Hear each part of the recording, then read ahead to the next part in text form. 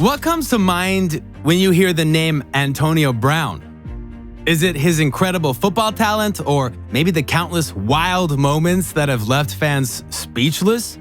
For years, he dominated the NFL as one of the most talented wide receivers in the league. With each season, it seems like Antonio Brown found new ways to surprise us, not just with his football skills, but with a series of unforgettable and, frankly, crazy moments that left fans asking, what is he gonna do next?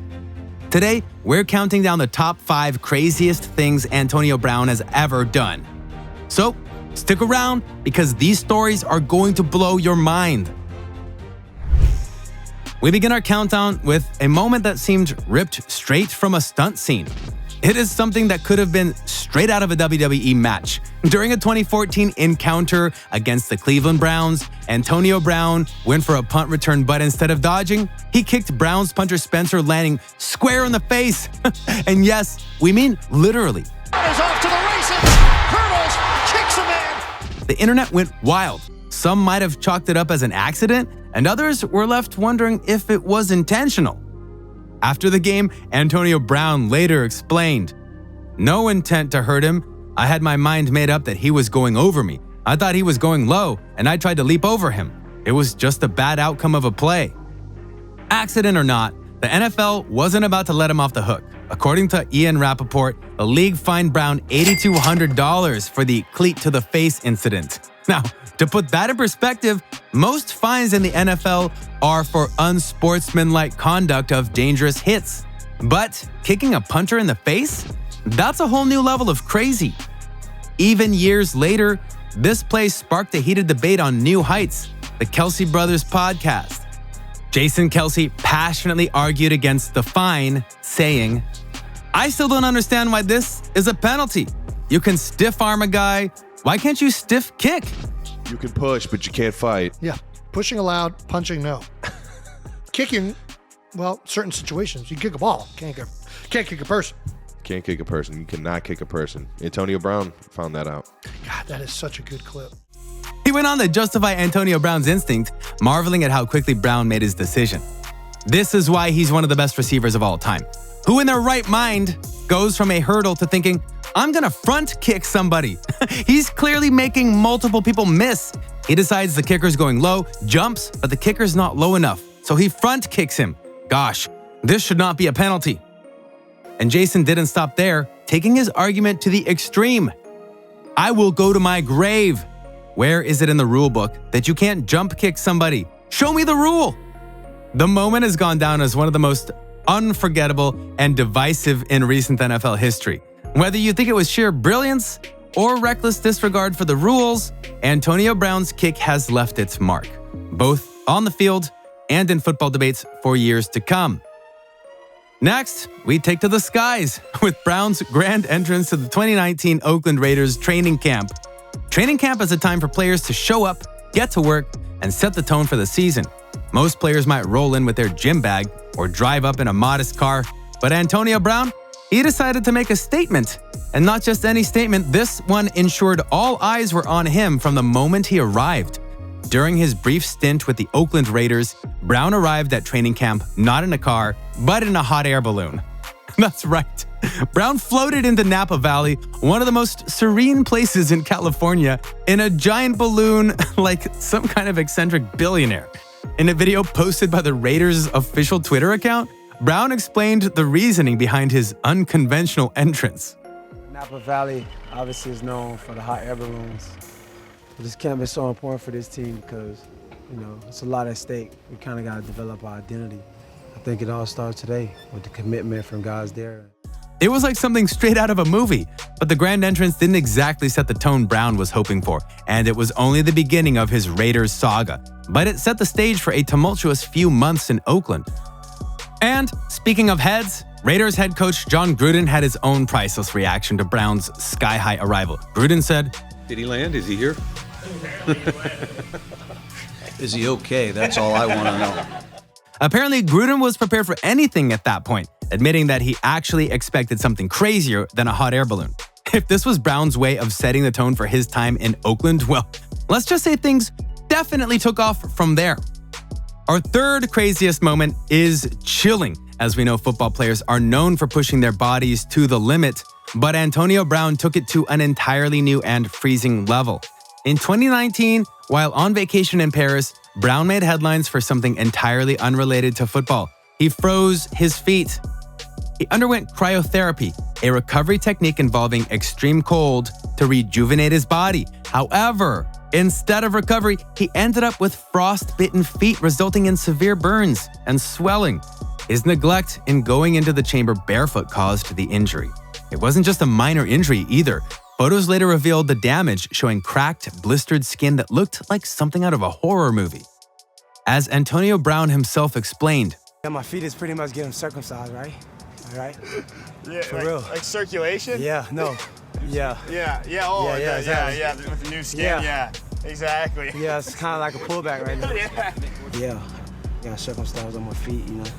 Hopefully my feet born again and I freaking can run faster. Feel sorry for me later. Thank you.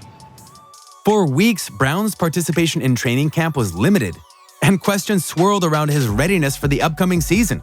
Despite the unfortunate incident, Brown's teammates and coaches were more concerned about his ability to return to form. Raiders coach John Gruden, while concerned about the injury, was optimistic when Brown eventually resumed training. He posted, "Good to have you back, 84." But the feet were just the tip of the iceberg because, as we know, Antonio Brown was far from done making headlines that year. The runner-up in our countdown involves not feats of athletic prowess, but a battle over gear. Antonio Brown took his feud with the NFL to a whole new level. This time, it wasn't about money, a contract, or an injury. It was about a helmet. Yes, while most players were focused on football, Brown was embroiled in a bizarre fight over something as basic as headgear. What followed was a heated battle between AB and the NFL as he refused to wear the new league-approved gear. It all started when the NFL updated its safety standards, requiring players to wear helmets that met specific certifications. Brown's old helmet? No longer approved for use. But instead of complying with the new rules, like every other player, he refused. He wanted to stick with his old helmet, which was no longer approved for use. It had been with him through countless games, and he wasn't about to give it up without a fight. Brown filed multiple grievances against the NFL, even going as far as to threaten retirement if he couldn't wear his preferred helmet. Brian McCarthy commented on the situation. "The player can't practice or play in games with equipment that's not approved. If he doesn't play or practice, he is in breach of his contract and doesn't get paid. NFL policy is that helmets have to be certified by NOSCE. They don't certify equipment that's older than 10 years. Despite this, Brown didn't give up easily, as Michael Silver said. However, sometime in the next couple of weeks, Brown once again tried to take the field with his old helmet, which he had since he repainted with colors approximating but not completely mimicking the Raiders' silver and black design. But everyone noticed Brown's relentless battle over the helmet became a defining story of that offseason, overshadowing any positive contributions he might have made to the team. Eventually, the Raiders stood firm, and Brown's refusal to comply contributed to the downfall of his relationship with the team. And now, we have reached the number one craziest moment you've been waiting for, the wildest, most career-defining incident in Antonio Brown's history. Let's get into it. At the top of our list is the scene that left everyone, from fans to teammates, in complete shock. It's Week 17 of the 2022 NFL season, and the Tampa Bay Buccaneers are facing off against the New York Jets. Everything seems normal until it's not. In the third quarter, Antonio Brown, frustrated by something on the sidelines, did the unthinkable. Right in the middle of the game, Brown took off his jersey, removed his pads, and started throwing them into the crowd. This wasn't a typical on-field outburst. It was something entirely different, something that felt both shocking and surreal.